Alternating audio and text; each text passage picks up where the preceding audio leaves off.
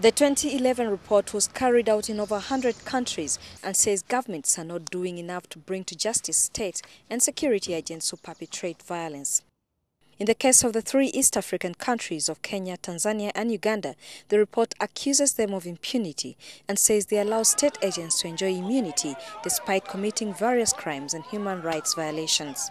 The failure by authorities in all three countries to bring to justice through courts of law and trials in courts of law enforcement officials who are responsible for human rights violations, of state authorities who are responsible for human rights violations. The thing is, we're saying the government should do an introspection, a self-reflection in and of itself, and admit that these are issues and impunity should be punished. The report cites beating up of journalists by security agents while covering protests and public demonstrations. A number of journalists face significant restrictions to their work.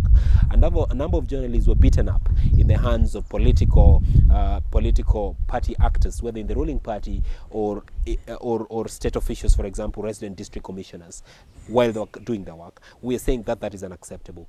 The Amnesty International report takes a very critical view of Uganda's Regulation of Communications Act 2010 law and says its purpose is to give the state undue power to gag media houses. So in a way, the law gives a carte blanche, an open book to security personnel to apply for interception of communications and surveillance, and at times do it without a court order.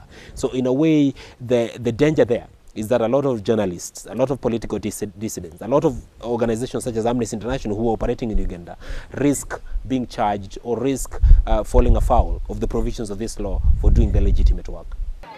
In Kenya and Tanzania, the report cites cases of state security agents for torturing refugees during their violent repatriations. In its recommendations, Amnesty International is urging the government of Uganda to ensure that the judicial system is effective and fair to all. The report documented torture and other ill treatment in at least 98 countries, as well as unfair trials in 54 countries.